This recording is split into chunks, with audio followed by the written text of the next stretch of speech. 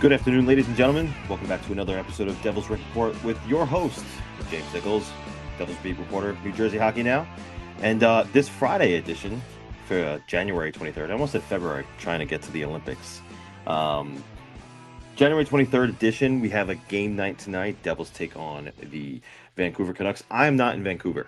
Neither is my guest who is standing by, Ryan Novozinsky. We are back in the what's going to be soon snowy New Jersey. Hope everybody stays safe out there, has their shovels ready, and is ready to have a higher heat bill this this month because snow's coming, folks. And we'll see if there's any fallout of that snow on Tuesday. When, by the way, they induct John McClain into the Devils Ring of Honor.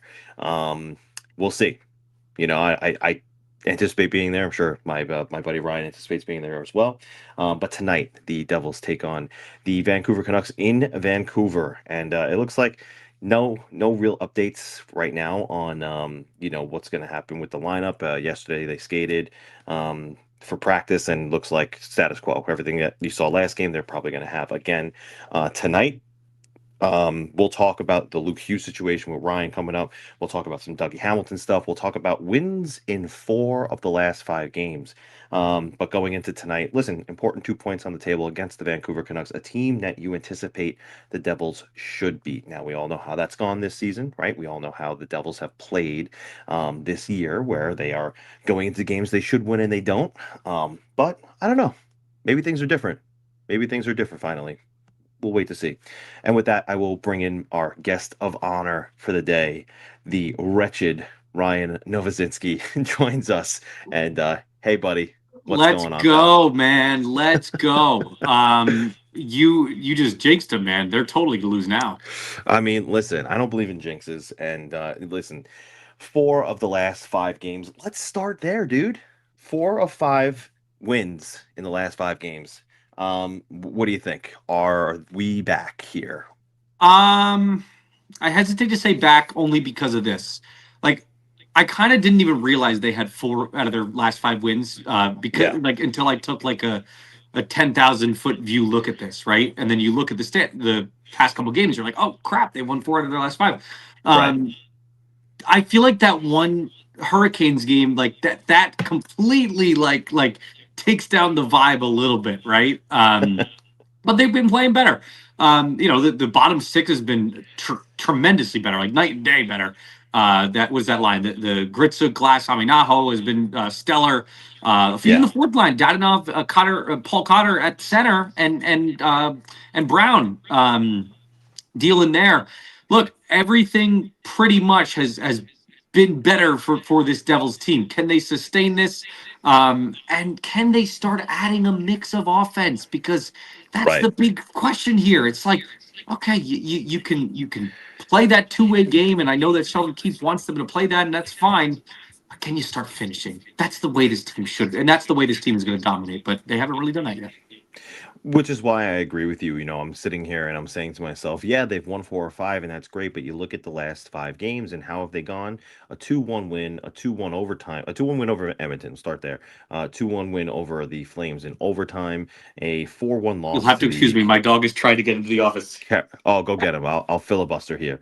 But that's why I'm with Ryan, right? The 2-1 win over Edmonton, the 2-1 win in overtime over the Calgary Flames, a 4-1 loss to the Carolina Hurricanes, seemingly that hill that they just can't get over.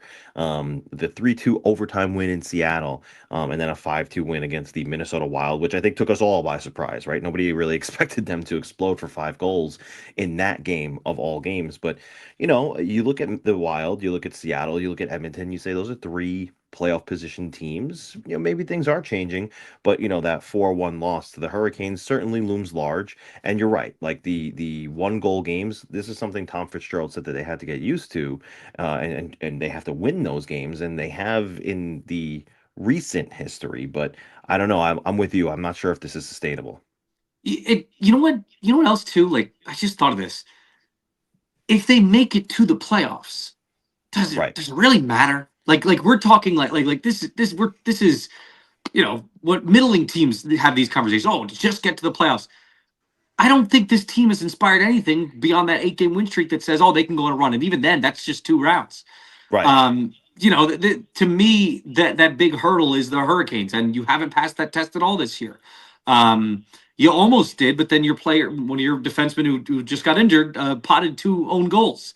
It's an interesting stretch the Devils are on here. I mean, look, like, at the end of the day, they're getting wins, and they're finally gutting out those slim 1-goal wins and everything like that. 1-goal victories, 2-1 wins that Fitzgerald referenced, that Keith has been referencing. But I feel like the standard should be a little higher.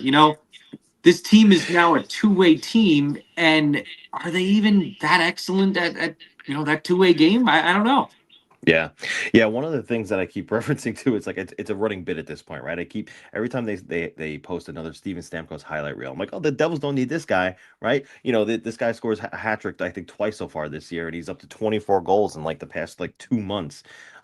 He's turned it around, and he might be driving the Predators right now, but it's a bit that I have got going on that people are like, oh, he won't want to come to us now. I'm like, no, but they probably should have looked at this in November when he was probably going to be at his cheapest acquisition cost, and notice that, like, hey, like, who was he playing with before in Tampa Bay that was feeding him all those pucks? Oh yeah, maybe we have the same kind of setup here in New Jersey that they can get the most out of Stamkos, because they'll have Jesper Bratt and Jack Hughes feeding him pucks. But I digress. We know the scoring issues are loom large for the Devils, and they're going to have to figure out a way to find ways to put pucks in the net, because they're not necessarily doing that. And we know that the goaltending is, shoddy at times. Jake Allen will put up a really strong game, but who knows what we get with Jacob Markstrom night in and night out. So it's gonna be interesting to see how they move forward here. But that kind of brings me to the Luke Hughes injury. We know that he hasn't played his best hockey, but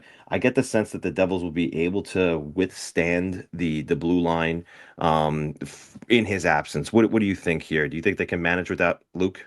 I think so too. I think in some ways, they might play a little more cohesive without him, and that's just that's a testament to how poorly he's played at times this year. Although I do think that there's something to be said about the workload he's had this year. But at the end of the day, you're still a $9 million per year player. You have to start playing like that at some point. On the surgery, I mean, I guess my take on this is that, the lack thereof, the fact that he's doing the rehab route, it just feels like it's kind of delaying the inevitable, right? Yeah. That's one way to look at it. And then, we all talked about this Olympic break being such a key thing for especially Luke, right? Like I remember like thinking that this is going to be tremendous for Luke Hughes. Well, now you're gonna have to rehab during that. Like you can't even just get a refresh in your game. You have to kind of relearn how to do everything with your new condition right now. If I were him, I would have strongly considered shutting down for the season. I understand why he didn't. Maybe at some point he will, but it's just an interesting decision, I think. But to answer your question about can the Devils manage, I think they can. Yeah, it's just they can't trade Dougie Hamilton.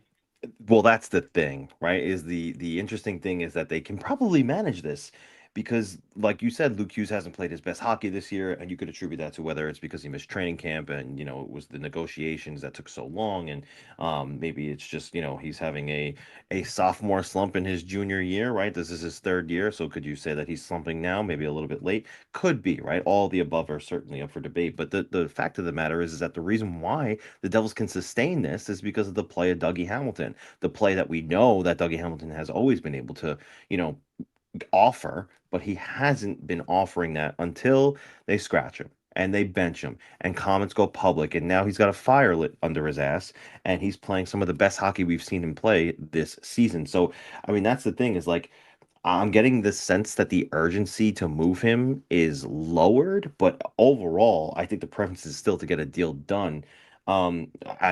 What are your thoughts here? I mean, like, they're 4 points out of a playoff spot. Should they be moving him? Shouldn't they be moving him? What's the deal here? What should we do? Here's the way I see it. Okay, this might sound obvious, but what they do with Dougie Hamilton determines what they think this season is. Okay, that determines what they think of the overall outlook of this season. If you move him, you don't think you're a contender. If you try, let's just face it, right? It doesn't matter if Sheldon Keefe or Tom Fitzgerald comes out in his next press conference and says, "Oh yeah, well, we had to get off this contract, blah blah blah blah." No. He's playing so well that he's now, and with given the fact that he's probably your best puck moving defenseman, you got to keep this guy, right? If you think you're a contender, which Tom Fitzgerald says that he thinks they are, then you got to keep him. And if you sell him, then you might as well just go full out, like all out with the selling and try to remake the whole makeup of this team this offseason and everything like that. But start now, like do kind of like a I know people are to get on me. Oh, the Bruins. No, do kind of like a Bruins tear down like they did last year, right? Like where you're trading off all these different assets, get picks for the future, and maybe flip some of those this offseason or something like that. If you do think you can do a quick little retool, but Dougie Hamilton will be the big tell there as to what the Devils are going forward. Yeah, it's interesting too, right? Because now we've learned of at least one team that is interested in Dougie Hamilton, and is on his approved trade list, which is the Toronto Maple Leafs. They get good news, and Oliver Ekman-Larsson is actually not as hurt as he looked. I think he's going to stay in the lineup. They had another defenseman banged up. I think it was Brandon Carlo, but the interest is still there for the Toronto Maple Leafs. And you're right. I think it does determine like what they're thinking in terms of, are we staying the course or are we punting on the season? Although I do, a part of me does say to myself, like, we had this conversation with Fitzgerald and we said, are playoffs still, the goal for you? And he said, unequivocally, yes. Right. No, what did he actually say? Well, he said F yes, but he didn't hesitate, right? But in that context, he knew that a Dougie Hamilton trade was likely because of the public comments and his agent coming out and advocating for him and saying that they're willing to work on another trade. So I don't know. I still think that the preference is to get a deal done, and it might end up happening. And look, who knows what they're going to get in return? But I don't know if it's going to be another blue liner, right? So that says to me, like, if they do move Dougie and Luke is not going to be in the picture, at least maybe not till after the Olympic break, and we'll see if it's even before the playoffs. But it has to be Seamus Casey's time to shine in that moment, right? It has to be him who's the one that gets recalled to fill that void. No, if Hamilton is traded.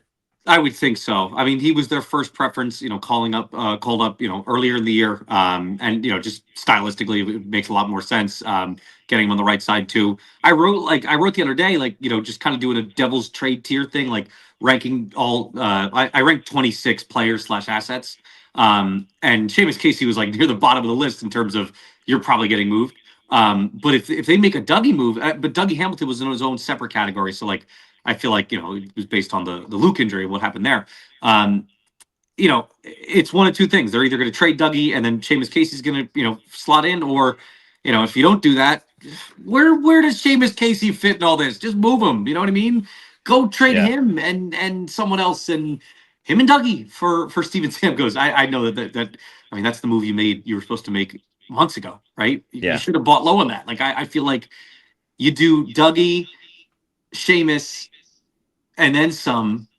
At the time, Nashville would have said yes, and Devils fans would have been pissed, but then you would have gotten however many goals he has now, which is like a crazy number, right? Yeah, 100%. Again, it's 24 in like the past 6 weeks. I mean, that's an absurd Sounds like me. And yeah, for sure. No, that's more goals than the Devils. I think that's more goals than the Devils might have scored in a calendar month. I'm not even joking. No, think about this. The two Devils top scorers have 11 goals? Yeah, something like that. That's more than the Devils, than right. The two top Devils scorers. Right. Yeah. That's exactly it. Right. He would far and away be the scoring leader in New Jersey. I think you're right. Combined, their goal scoring leaders are Hischier and Mercer. So Hischier has 15, Mercer has 13. So it's it's a few more, but still, I mean, like you need more. 15 goals as your leading goal scorer in 50 games for a playoff team, or sorry, a team that's hoping to be in the playoffs. It's dicey, man. Well, it really is noted dicey. sniper Cody Glass too. Don't sleep on him. I mean, what are we doing here? Yeah, I mean, he right now is he's tied with Jack Hughes for the and Jesper Bratt for the fourth most goals on the Insane, team. insane. He's the fourth line center. We're going to talk about him in a little bit, but just real quick, you're listening to Ryan Novozinsky of NJ Advanced Media, and speaking of the Devils podcast. If you have any questions for us, guys, please leave them in the chat. Let us know, and we'll be happy to read them and answer your questions here live on the Devils Rink Report. But I wanted to quickly touch on what we're seeing in the bottom six now, and Lenni Hämeenaho. I mean, it's early yet, but the Devils might have something in this guy, huh? 100%. Look, this is I think the most noticeable thing about him is that positioning, right? Like he's always in the right spots. I mean, he got the Yeah. first shot on goal a couple games ago. Slick feed from Dougie, but he's just on the right side, near the right faceoff circle and just wide open. And wires it through. It obviously didn't go through, but like impressive shot. Has a more impressive release than I thought too. I think he's just looked like he's belonged. Two promising starts for two guys in Lenni Hämeenaho and Artemi Panarin. Obviously, Gritsuk has a bigger sample size here, but two things that you can you can hang your hat on as, we do have some forward prospects here in the pipeline. You didn't think you had that maybe going into the season. You thought you were blindly hoping, for a decent Gritsuk season or Hämeenaho to at least scratch the surface of a second round pick ceiling. He looks like he's belonged so far. Yeah, 100%. I mean, touching on Grisic real quick, I mean, I think a lot of people, if they would have said that he had, 9 goals and 20 points by the end of the season, that'd be a good first year for him. He's got Yes, that now. So it's certainly Gritzik's been as advertised and more, I think. But with Haminaho, you're right. Like the positional sound, he's positionally sound. It's excellent. He does a lot of the little things the right way. I got like a hint of when I was watching him, and you're gonna laugh because I know I bring this player up all the time. He reminds me of a young Tyler Toffoli. I hate you. I I I hate I, you. I'm telling you, God, get that's over just it, the man. that's the He's vibe gone. that's the vibe I got with him. So I really like what I'm seeing with him. And, it's one of those things where it's like, okay, we might be looking at a guy here who was recalled, and he might not have to look back at this point because, you know, they shift Cotter over to 3C. We're going to talk about that in a minute too. And they scratch Glendening, move him out of the lineup. Is it a coincidence that he's out of the lineup now and the Devils are playing so much better and have this, I don't want to say depth scoring, but that line of Cotter, I'm sorry, of Glass, Gritsik, and Haminaho are dominating. I think I even wrote it in this little column I did about the trade tiers and stuff like that. I think I wrote it's no coincidence that Luke Glendening gets sat and they rattle off what 2-3 wins in a row. Yeah, look, it's no coincidence at all that that line under his tutelage kept Yeah. getting hemmed in the zone every single time they were out there. Even got like here's what sucks about it. Like I feel like he was such a black hole. That there were guys that came up here like Xavier Perrant who actually played really well, but his numbers probably looked like crap because he was playing next to Luke Glendening. I feel like that happened a lot this year. So now you're getting a guy in Paul Cotter too, who naturally years ago he played center. Now he's playing third line center, and it's like it's working out well. And Cody Glass ideally should be your fourth line center, and it's working out well. So I like the way this whole thing is shaken out. Again, we'll see how sustainable they can do. It's very, very, very small sample size. But I like what I see so far. One of the other things I really liked about Haminaho was, not just like in the defensive and neutral zone, his positioning was really, really good. But he put himself in positions to score in the offensive zone, and he's not going to Yes. like dazzle and make you, make these highlight reels on Sports Center or anything like that. But he just again just knows where to be, where to get pucks. And one of the things that impressed me the most was not only like we've heard about his shot and his scoring ability. Obviously, he's leading Utica in the goal scoring department, but there was a breakout between him and Jack Hughes that I was impressed by, where he kind of sprung him for a semi break and Yes. gave him a prime prime scoring opportunities. So it's been all coming up all Hämeenaho, who remains in the lineup tonight against the Vancouver Canucks, which is a good team to potentially get his first NHL goal against. That'll be something that I'm looking out for. But let's talk about Paul Cotter. We brought him up a little bit. He's at third line center. I think he's done a fine job. I don't think it's been, something, he doesn't look out of sorts or anything. However, I do think that it's an obvious positional need. That third line center position is something they got to figure out. It sure is. Who that is, I don't know. I know that Braden Shen's obviously a name that comes up that they've been interested in. Yeah. Malcolm Kadri would be the dream one.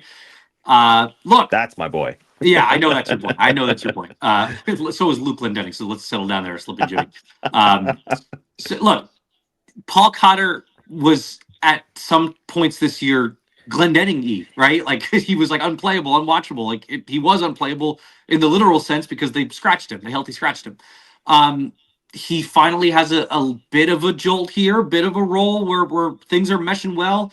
How sustainable that is, probably not. But look, at the end of the day, like you're finally getting some value there, and it's an easy thing where if you do make that acquisition for a third line center, you're scratched, Paul Cotter. You're healthy scratch again. Welcome back up to the press box with Slippin' Jimmy and Daniel. But you can kind of plug him right in there, and things will be good, and things will be even better. Because right now it's just like it's weird.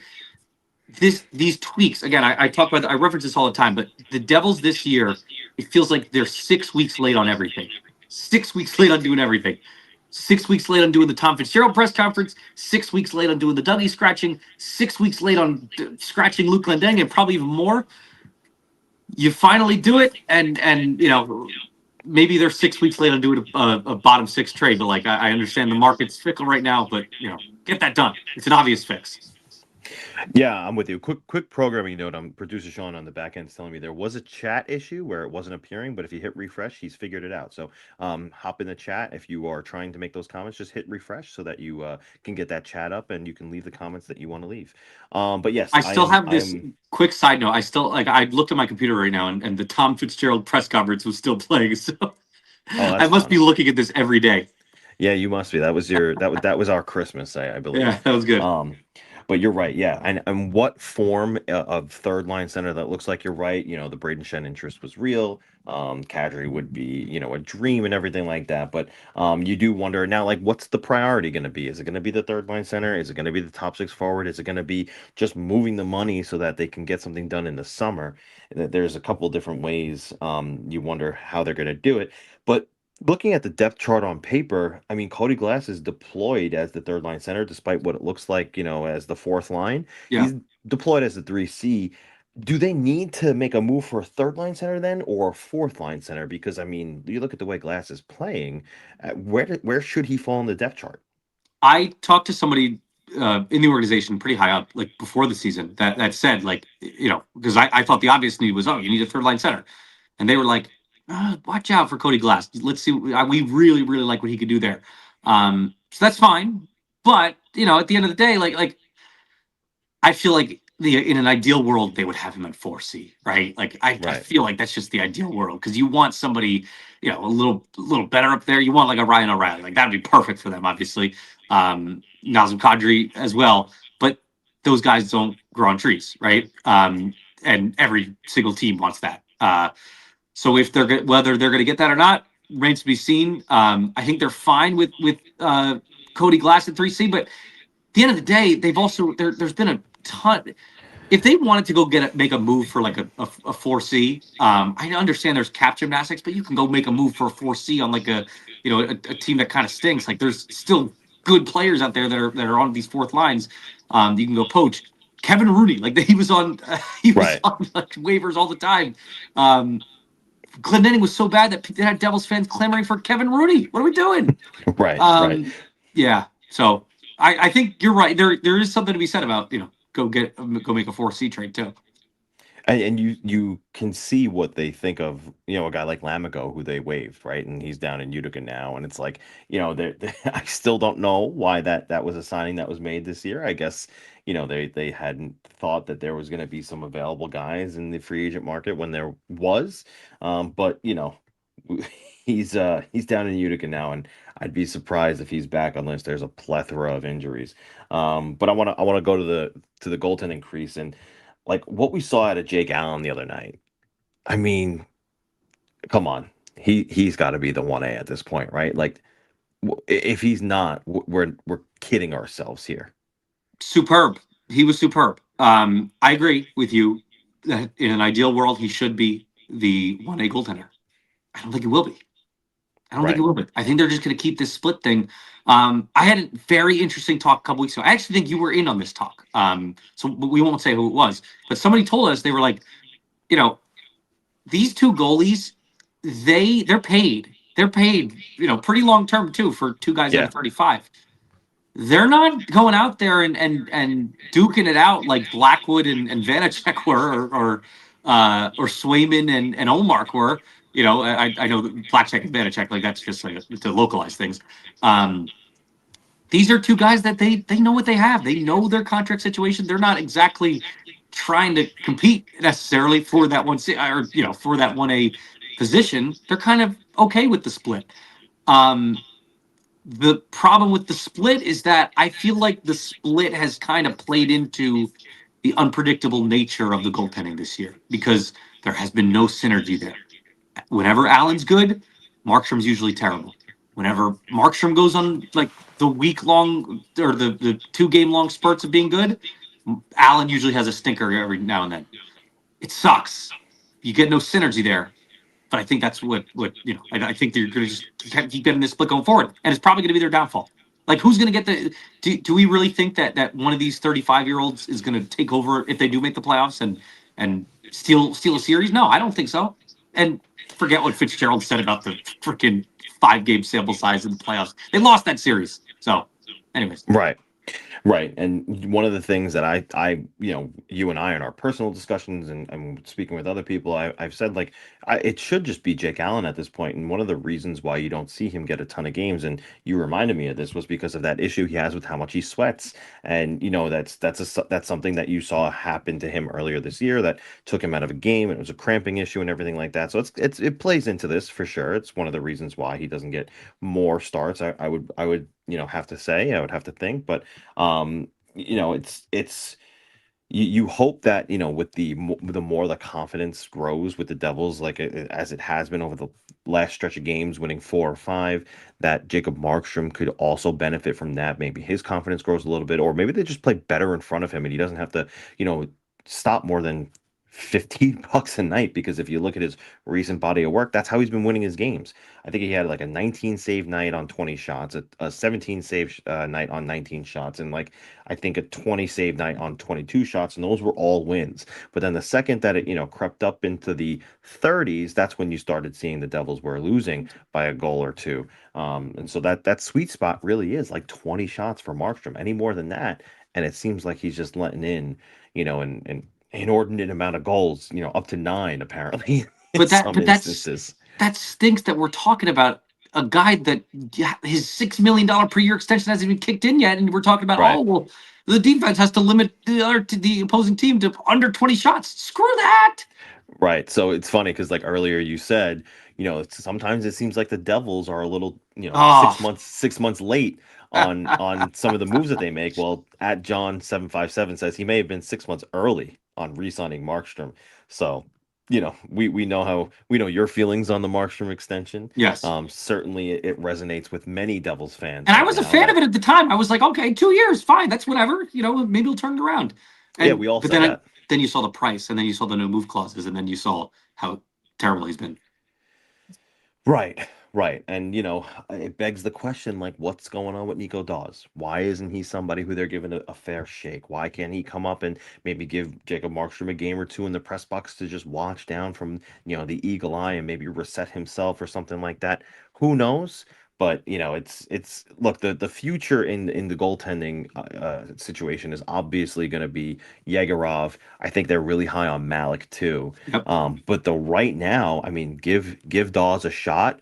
Jacob Markstrom, okay, past couple games, he's reeled in some wins. The Devils are playing better in front of him. But I mean, any more clunkers that are, just some absurd beach balls going by him that, you're like, okay, we lost the game because he probably should have one or two more saves. I mean, you got to consider, giving him a seat and letting him, watch from above and give Nico Daws a chance because we've said this multiple times. You see what he does when he comes up and he plays with the NHL team. He plays a lot better than the numbers that you're seeing down in Utica. And I think he has some sort of NHL caliber to him. I don't think he is a career AHL guy.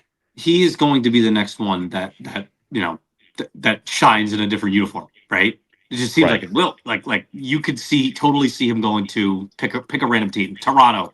I only say Right. Toronto because anytime I play an NHL 25 simulation, he always signs with Toronto, and then I always like face him in like the Stanley Cup if I'm rebuilding, like I don't know, the Flames or something like that. Unreal. So, but I feel like that's just what's going to happen. Like he's gonna be that next Mackenzie Blackwood, that next Scott Wedgwood, that next Logan Thompson. Because I do consider Logan Thompson a Devils prospect. Screw you. And yeah, like it's going to be another feather in the David Rogalski cap. So I got one more here for you, and we'll get to some fan questions. But somebody asked me last week, what does your gut say? Are they going to make the playoffs? So I got the same question for you. No, Where 50 games in, do you think they're going to make it to the no, postseason? You say no. I don't. Why? Nothing has given me hope that this team is a playoff team. Yeah. They're like even this past couple, this past couple stretch of games, like how many shots have they put up? Like they're just not. This is a team that should be offensively sound, right? Like, and I get it. The finishing has been bad this year, and they're getting some chances every now and then. They're not putting up enough shots, and I don't think they're that superb defensively to where their defense can carry them to the postseason. Look, they're pretty much a middling team, middle of the pack team. They're and they play like that. They play like it, right? Like they go streaky like it all the time. Teams that are in the middle of the pack, they win 4 out of 5 games. But then you start to see the stinker. You start to see the cold streak shortly thereafter. That's what's happened to the Devils all year. I think there's nothing that inspires me that this is going to magically just fix itself. And I know Fitzgerald has referenced, the Minnesota game. Well, the Minnesota game is the anomaly of all anomalies now, right? Because the next couple of games you didn't win them like that Minnesota game. You had to eke out all these different wins. And if they keep eking out these wins, I just don't think that they're going to go in their direction all the time. Well, you're right. And the shots on goal point is well said. Like you have the last 5 games, 17 shots, 32 shots, 30 shots, 26, 29. We're talking about a team here over the last couple of seasons. We were like, oh, another 40-shot game. Oh, they might hit 50 tonight. Like Yep. that was something that we regularly spoke about. Now they're barely scratching 25, 30 shots. And it's just not sustainable to win, a 5-4 game against the Wild where there's 29 shots on goal, but 5 of those went in. That was a bad game for the Wild. That was not a good game for the Devils. Like Right. that's the way you have to look at it. So I think Quinn Hughes was like a -2 in that game. Like that's or yeah, -3 or something like that. yeah. There's interesting stats that he actually doesn't play well against his brothers. So that's probably true. Might have played into it, but let's get to a couple fan questions here, Sean. Let's bring one or two of them up for our man Ryan here, and then we'll send him on his way. He's got some stuff to do today before we before, before we have a game to cover tonight. And Sean Harrington, producer Sean, who is going to be fired after this episode, says Nichols can't get over his ex Tyler Toffoli. That's okay, Sean. If you're fired, we'll Listen. take you. Listen, I was a huge fan of Tyler Toffoli. I thought he was the perfect winger for Jack Hughes and Jesper Bratt. Wasn't the fastest, but just knew where to be on the ice, knew how to get open, and he has that finishing touch that the Devils have missed since they moved him. Show me another player on this team who finishes like Tyler Toffoli. You And won't find one. and because he's a bad skater, I feel like his game is going to age well, and it has. Correct. Exactly. Look what he's doing with Macklin Celebrini and the Sharks. Mm-hmm. There's a reason why he wears a letter over there, and they don't want to get rid of him. There's a reason why Celebrini wants to keep him. And there's a reason why that team is probably going to make the playoffs. And I'm not saying it's all Tyler Toffoli, but he's part of the answer there. So that's one of the reasons why I think this team really misses Tyler Toffoli. What else we got here, Sean? John757 says Lenny has been responsible defensively as well. Great to see him from a younger forward. Yeah, that's abundantly true, Ryan. I'll let you take this one. Yeah, look, this seems to be the DNA of this whole team this year. Like they're getting the most defensively, I feel like, out of a lot of players that you didn't that you wouldn't otherwise expect that from. I didn't know how responsible Lenni Hämeenaho's defensive game would be, but it's been a pleasant surprise. Arseni Gritsuk has been a freaking surprise of all surprises in that department too. Definitely has a way better 200-foot game than I thought he would have. So yeah, I mean, look, positioning, and it's not just positioning in the O zone; it's positioning in the neutral zone, it's positioning in the D zone, creating opportunities that way. He's looks like he looks like that kind of Gritsuk mold in that he's mature and like wise beyond his years. Yeah, I echo that, and it's again, I think that this is the kind of player who has the potential to never look back. He might stick, and that would be a huge development for the Devils. I got another one here, Sean, that I want to bring up. Mr. White says, "Do you guys know if Luke's first opinion was leaning towards surgery, and if that wasn't the case, why get a second opinion from his private doctor?" I don't think he went through multiple outside doctors. I think he went through team doctors and then went to go see his specialist in Colorado, if I'm not mistaken. And I think the consensus between the two was he can rehab this potentially and be back for the end of the season, maybe the playoffs if we get there. But Ryan, if you know something else, you No, go ahead, go for I it. think you're dead on there. I think that Luke, if slash when he returns, I think that we should ask him about that. And if slash or sorry, when we get back to the Rock, we should ask the head coach about that too. Oh yeah, we 100% will be. When they're on the road, they don't always answer our questions like that because they have the ability to just leave us on, red or do not disturb. But certainly that will be something that will be asked up front, face to face when the team returns on Tuesday. Sean, what else we got? One or two more here. At John757 says in a postgame interview, Allen was asked if he is buying the meal due to all the block shots.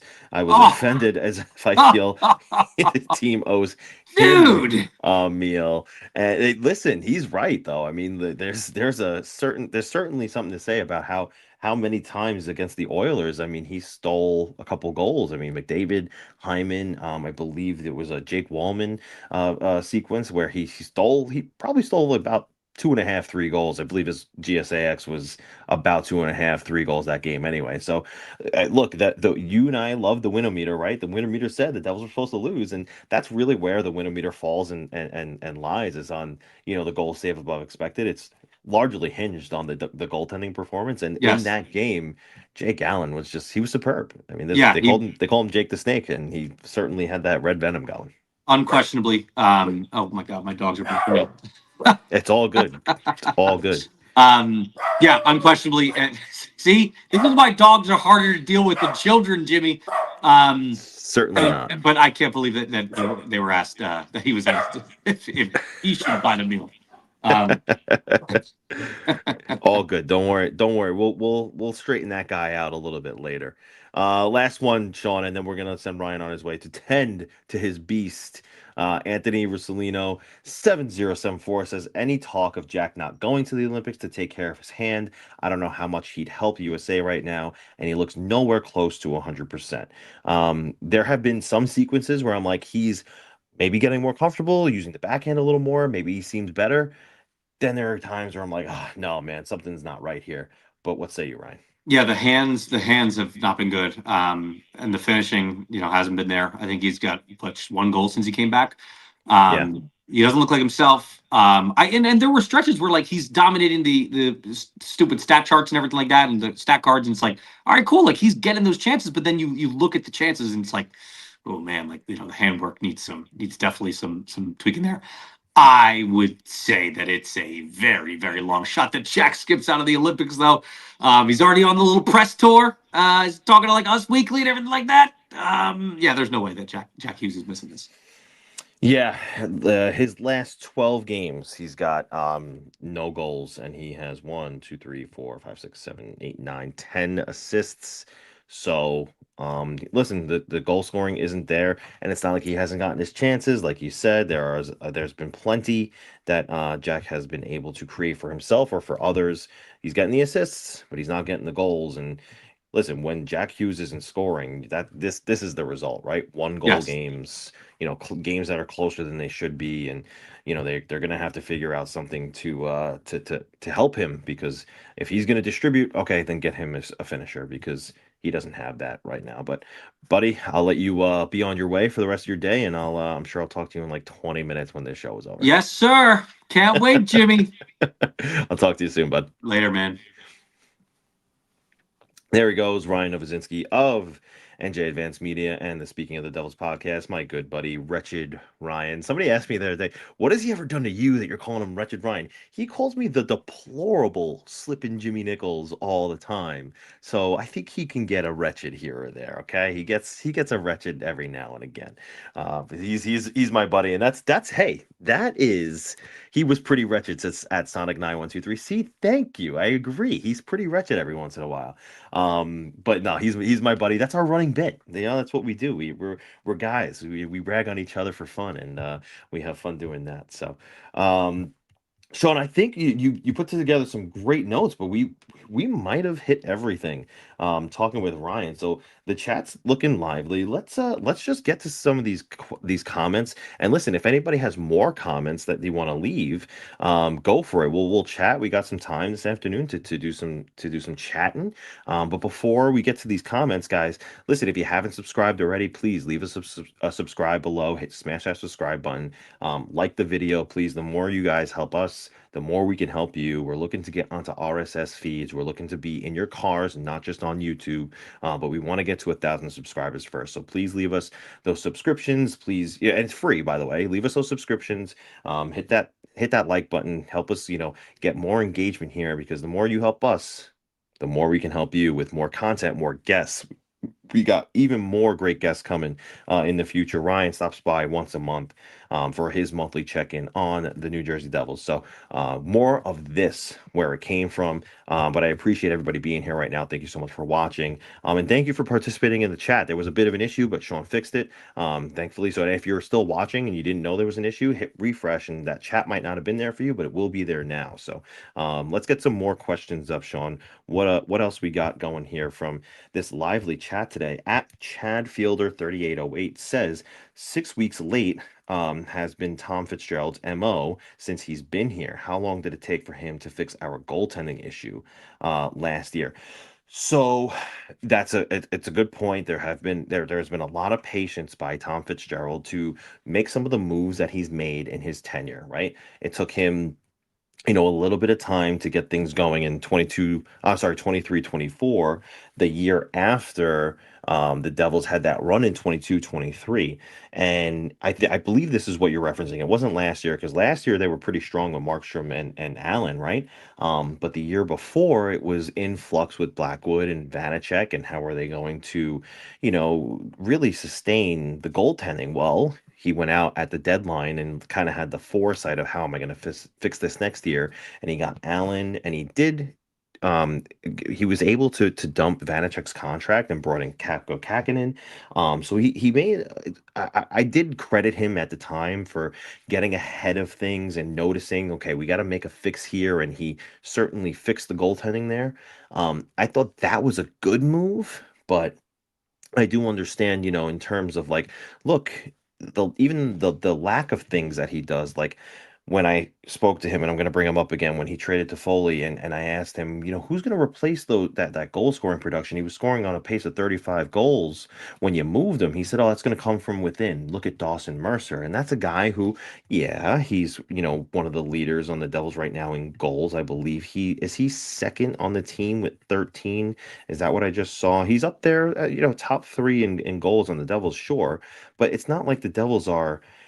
flux or flush with goal scorers right now, right? Yeah, Dawson Mercer is second on the team behind Nico Hischier with 13 goals, but there's no goal scorers in New Jersey. So saying that he's got 13 goals is, yeah, sure, good for him, and he's on pace for probably another 22 goals this year, but he's nowhere near close to that 27 goal year he had a couple years back, and they want him to be that 30 goal scorer, but I just don't think he is a 30 goal scorer. I think that this is who he is. He's a 20, 22 point guy who's going to sit in 40 to 45 point range. And look, he's young and he has the ability to still grow, but listen, I mean, I just think with this team right now, he's not the goal scorer that they're in desperate need of, and it's something that they have to address. So the patience by Tom Fitzgerald, where second place, or just coming 6 months late, doing something for to make an improvement, is not overstated. It is something that is certainly one of the drawbacks in the current state of the Devils, right? It worked for him previously because he had to be patient with his prospects who were developing, and patient with the guys who he had to find out what their values were internally and if he had any external value to make moves. So, he moved guys like Shakir Mukhamadullin in the Timo Meyer trade, who, look, hasn't necessarily worked out for San Jose, and that's a good move, right? You get Meyer for a first round pick who isn't quite yet an NHLer, right? He moves out Alexander Holtz for a guy like Paul Cotter. The other half of that trade is Akira Schmid, right?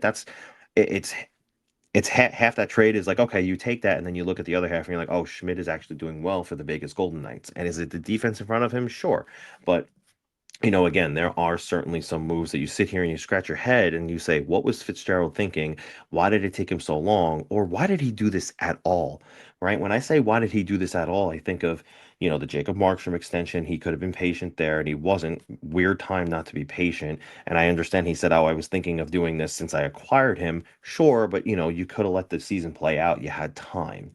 And the other thing I think of is, why, again, I said this before, why is Juho Lammikko a New Jersey Devil? What does he have to offer that you couldn't have gotten in free agency, that now you have a roster spot? I mean, he's down in the AHL. It's buried cap hit at this point, but you probably had a spot for somebody else that you could have brought in, right? And, now they have that contract that they just don't need. So certainly the Tom Fitzgerald patience or lack of moves or puzzling moves question is not overstated. What else we got here, Sean? At Sonic9123 says, if we did trade Dougie to Toronto, who would we want back? So that's a good question. I've been told that a third line center in this trade, if it does happen, is not out of the question. So you go to Toronto. I'm just going over to their depth chart now, right? Obviously, Matthews and Tavares are not going to be guys that they're going to move. I doubt that they're going to move a guy like Nicholas Waugh.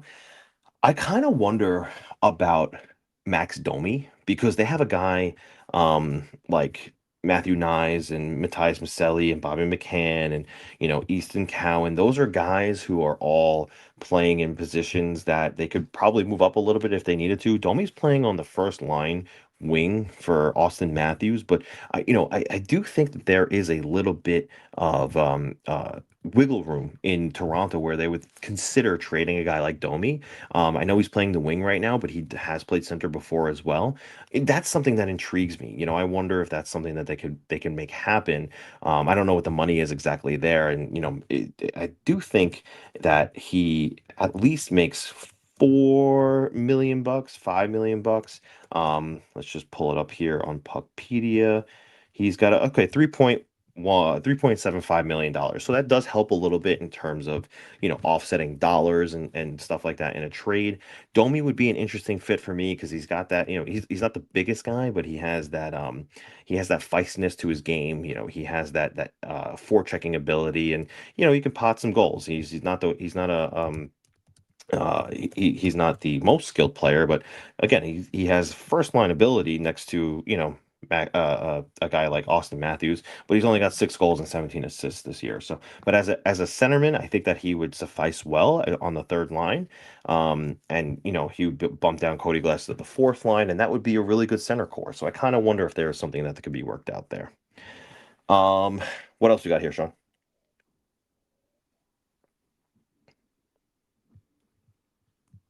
Mr. White. I don't know why the Oilers didn't pick up Daws off waivers. That was a massive fumble on their part.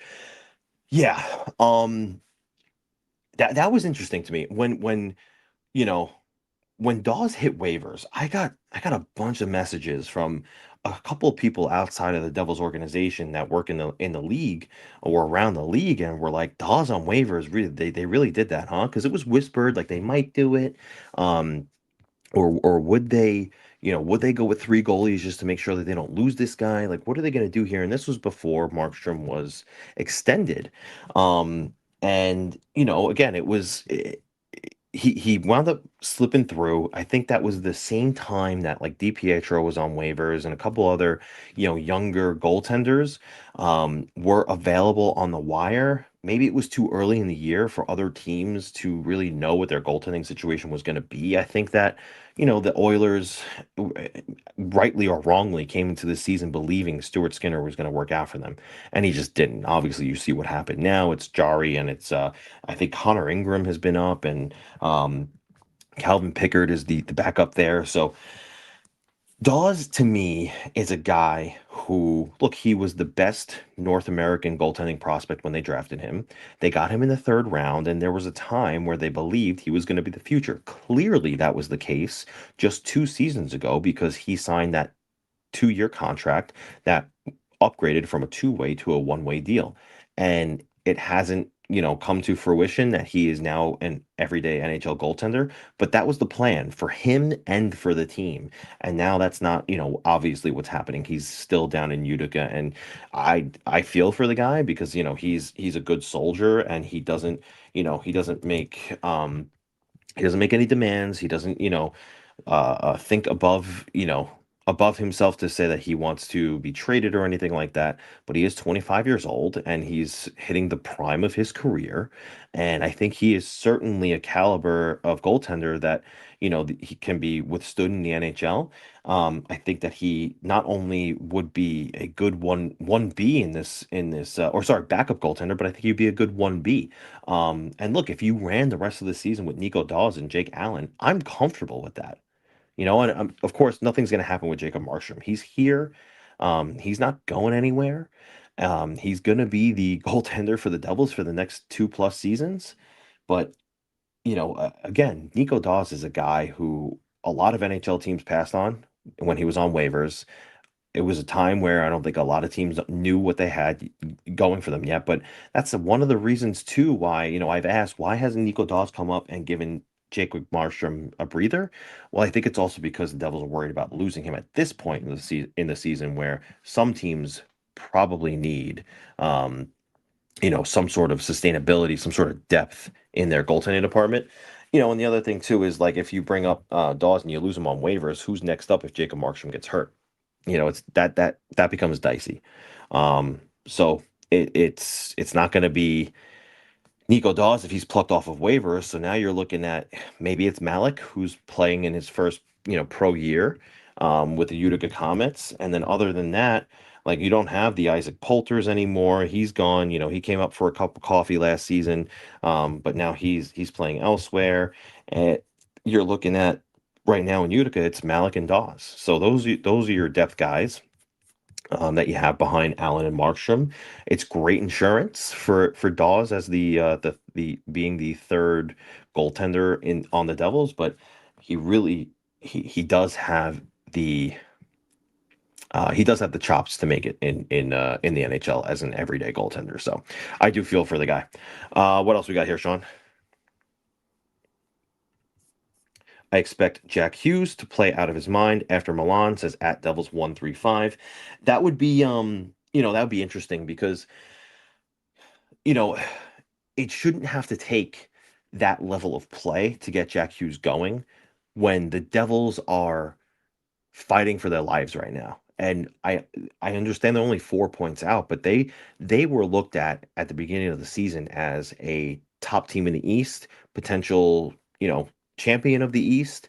They were even seen as potentially better than the Hurricanes, and that just really has proven not to be the case. But it shouldn't have to take Milan for Jack Hughes to get going. Now, if it does, great news for the Devils because they're going to go down the stretch with a hot Jack Hughes. Great. but it shouldn't have to take that. He should be going for it right now, and it hasn't worked out, that way, obviously. Is it the finger? Probably, right? But he hasn't scored in 12 games. It's an issue. He's dishing the assists, but he's not, you know, you see small spurts of that dynamic ability, the playmaking, the highlight reel plays.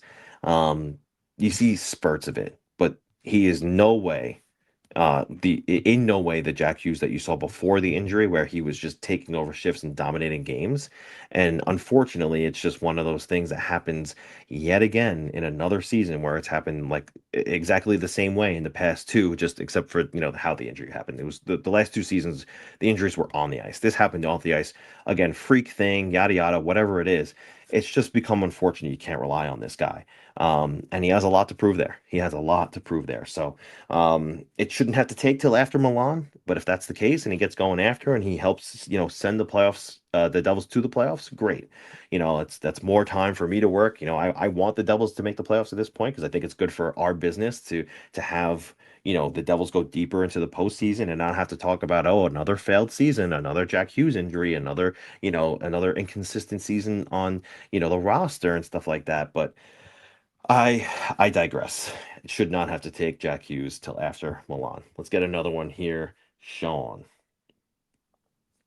Mr. White says certain teams are looking to shuffle their core because of the results haven't been there. So is it something Fitz is thinking about since the core has been underachieving for about 6 years now? And that's something that I asked him to his face. I said, listen, do you think that maybe it's time to look at the core and say, hey, this hasn't worked and we need to shake it up here? And I've listed the guys who I think it would be, right? It's not going to be Jack. It's not going to be Luke, right? Um, pretty pretty sure those guys are deep rooted into New Jersey. I don't think it's going to be Heischer. I think that's another guy who they look at and they say he's part of the solution moving forward. And obviously, he's the leading goal scorer right now and he's playing fantastic hockey. I don't think he's going anywhere. So you're really looking at Timo Meier, Dawson Mercer, and Jesper Bratt and saying one of those guys has to be on the chopping block to make an impact move, something like a Jonathan Huberdeau and Mackenzie Weegar for Matthew Tkachuk like trade, right? And a lot of people are going to say, oh, that's Brady. Go get Brady from the Senators. They're toiling too. And, maybe that's something that they could do. I don't know what it looks like, and um, I do think that they should look at that. But when I asked Tom to his face, I said, do you think that that's something you need to do? He said, no, I believe in this core. You might not want to hear that, but that's just that's the truth. That's what he said. Does that mean that he can't, bring in another impact guy for this top six? No, I don't think it means that. Because he did give me an interesting answer when I said, "Hey, what's the deal with, Simon Nemec getting an extension?" After he just glowed about Arseniy Gritsuk and saying, "Yeah, that's going to happen." He kind of turned around with Simon Nemec and said, "Yeah, that's something that we're going to have to figure out eventually," which was way different of a tone and way different of an answer than what he said for Gritsuk. So I kind of wonder if he's going to, be involved in something down the line as well. I know we're talking about moving a lot of defensemen here, Hamilton and Nemitz, but I think they recognize that they have the depth on the blue line that they can sustain. Moving one or two pieces. I don't know if two is the right thing, right answer, right way to go with that, but certainly something is to be said about figuring out how to move forward with the core. And I think that you're going to see this core remain unless something drastic happens. If it's Tom Fitzgerald, this core is going to stick around. If we get to the summer and for some reason it's not Tom Fitzgerald, I think that's when we could start saying, okay, maybe because he's not going to be whoever comes in for Tom Fitzgerald is not going to be attached to any of these guys. That's when maybe we'll see somebody end up on the move who we wouldn't have expected to happen right now. What else we got here, Sean? I see you're putting some stuff in the document. I'll try to keep up. Producer Sean asks, Sonic9123 asks, where do you think Lenny could be best fit in the middle six and not someone for Jack, in my opinion? I agree with that. He is not somebody for Jack Hughes. I do think that maybe at some point he's a middle six guy, right? I think he's going to be somewhere in the bottom nine, so not a top line player, but could he be solution on the second line if they need somebody to play there. I don't see any reason why he wouldn't play well on a Nico Hischier driven line with Timo Meier, for instance. I think that let's say they end up moving Dawson Mercer, and I think Hämeenaho is this cut from the same cloth in terms of defensive responsibility, being able to play up with Nico Hischier. And then after that, I think he is going to be some sort of career third liner. I think he's a guy who can play well if needed up in the lineup, but is really going to thrive in that bottom six, preferably on the third line. I don't think he's a fourth liner for life. I think that he's just getting his, dipping his toe in the water. That's something Fitzgerald referenced about his game. He's the kind of guy who likes to get acclimated, and then you start to really see him shine. And look, we've seen really good returns on him early, but I think once he's put in a role where he has a little bit more of a little bit more experience under his belt and more comfortability, that's when you're going to start seeing him fill the stat sheet. And I think it's going to be in that bottom six, third line role. But no doubt about it, do I think that if they put him on the second line next to Nico Hischier, say with Timo Meier, I think that would be a really good line too. All right, what else we got here, buddy? Producer Sean says, do we really feel comfortable putting Nemec on his offhand, or would Colton White be better? That's a good question. Because when I predicted before we knew what the Lions were going to look like, I had thought that they were going to just move. Let me pull up those lines that I predicted were going to happen the other night. I don't know if it was against the Oilers.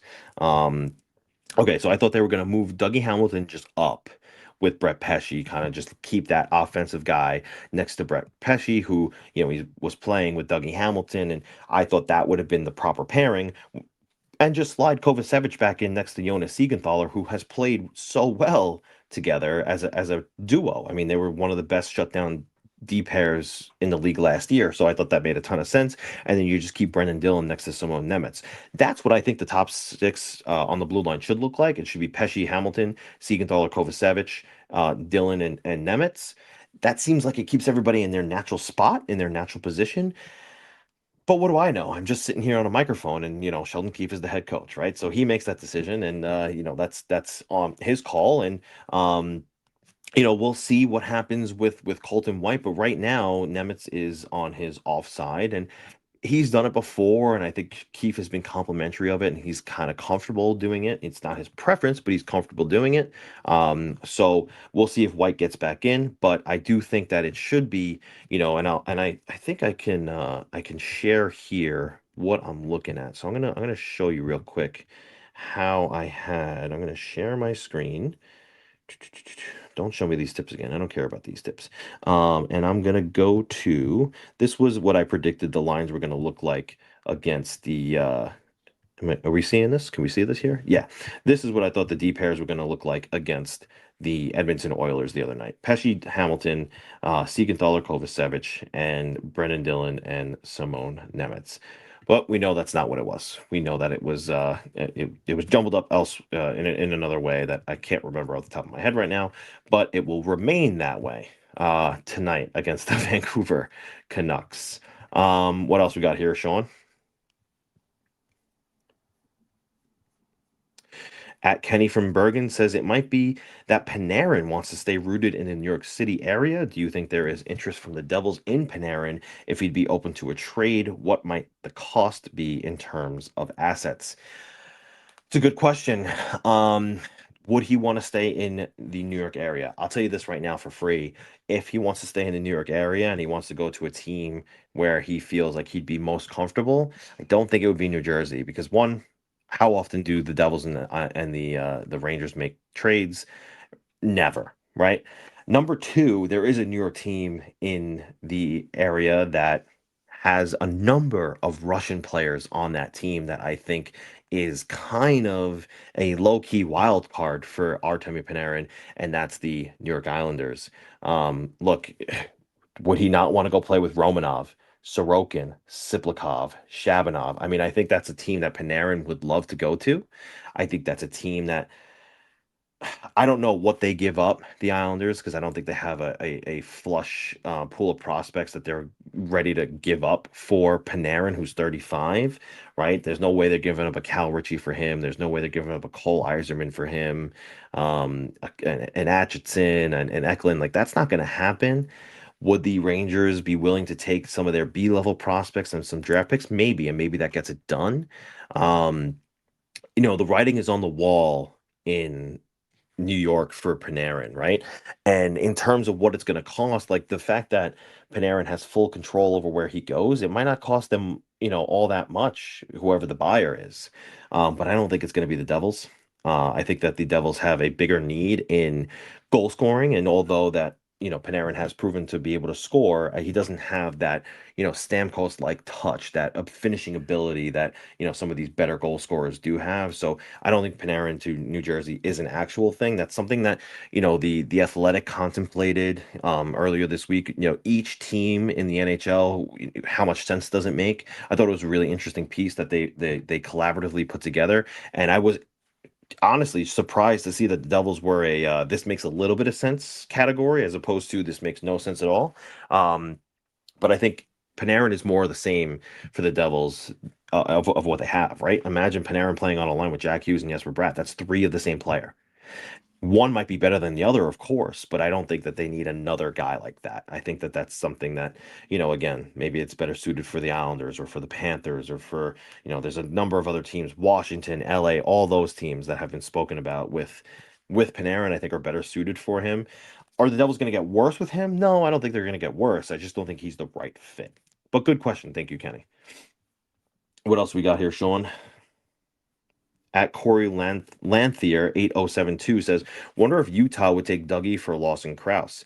I think he's the type of player needed to play with Jack and Bratt to give them some room and dig out some pucks. I think that's a really good observation. I've liked Lawson Crouse for a little while. I think I wrote about him last year when the Mammoth, and I think even maybe the year that they were not sure what the future was there and were still the Arizona Coyotes. I think Crouse is a really good fit for this team. He's 28 years old, but he's he's a bigger body at 6'4", 214 pounds, and he can put the puck in the net. He's one of those guys who plays the net front. He's a multi 20, 24, 23 goal scorer. Right now he's on pace for about 20 goals. Look, the Kraken, sorry, excuse me. The Mammoth are a team that's flush with a lot of talent. They have a lot of talent coming, and they have a lot of talent on the roster. So they have the flexibility to make moves like this. And I do like the idea of adding a bigger guy like Lawson Crouse who can win you those net front battles and maybe, make it a little bit more difficult for the defense to defend in the offensive zone, because I think that's something that the Devils really lack, is having that gritty ability to stand at the net front and clean pucks up in front of the net. Like we talk about Dawson Mercer in that year, he scored 27 goals. That's what he did, right? He cleaned up a lot of the garbage goals, but he's not doing that anymore. And for whatever reason, maybe he was figured out. But he's also not the biggest guy, right? He's not a 6'4", 214-pound man. Dawson Mercer is a smaller guy. He's about 6 foot, and he's probably 190 pounds. You need a guy like Lawson Crouse who's 6'4", 214, 215 to be able to do that kind of thing. He's got a good shot. He's good in all three zones. I think that would be a good fit for the Devils. And something that they should consider if it is available to them. So I do like Lawson Crouse a lot. It's a really good observation. Let's get one more here. Sean Devils 135 says, "Are you going to try and get Elliotte Friedman on your podcast?" I'd be lying to you if I said I didn't try already. We all know how busy that man is, but yes, I will try, and I will continue to try to get Elliotte Friedman on our show. And I haven't gone to the greatest of lengths to do that yet. I have friends in the industry who can get to him for me, that I could ask and call in a favor or two to try to get him on the show. And that'll be something that happens eventually. I think I'm pretty confident I will get him on the show one day. But other than that, we've had, Marek, we've had Wyshynski, we've had, Pasha, we've had some pretty big guys on the show before, pretty big names before. And we'll continue to get great guests like that, all year, all season. Next season, I mean, we've had even former GM Stephen Weiss on the show. That guy Ryan Novozinsky, I think you know him. He's been on the show. David Pagnotta's been on the show. So yes, Elliotte Friedman is in the plans. When we'll get him, I'm not sure. I will try my best. Hey, maybe around the trade deadline, he'll have enough time for the small New Jersey Devils contingent, right? Maybe that'll be something he's willing to do, and we'll try to get him on. But yes, thank you. I appreciate the question because those are the kinds of strides we're going for here at the Devils Rink Report, and that's why we hope you subscribe to the show below and get us to our goal of 1,000 subscribers on the channel so that we can finally be on your RSS feeds in your cars listening to us and not have to look at this ugly mug, at this beard that needs some trimming, at this hat hair that I haven't done my hair in a few days and I'm wearing a hat again, right? You don't want to look at this. You want to be in the car listening to this because at least that's more attainable to you guys, right? So get us to our goal of 1,000 subscribers on YouTube. Please smash that subscribe button below and become a member of the Devils Rink Report community. But that's gonna wrap it up for us today at the Devils Rink Report. Thank you so much for watching this January 23rd Friday edition of the Devils Rink Report. Thank you to Ryan Novozinsky for joining us today. Thank you to producer Sean for always producing a great show. And thank you to all you guys for listening once again. We'll be back next week for another show. More great guests coming to you. And tonight, the Devils puck drop against the Vancouver Canucks, 10 p.m. So get your coffees ready, get caffeinated, and try to stay awake for that one. But until next week, we'll talk to you then. And thank you everybody for watching, and we'll see you next time.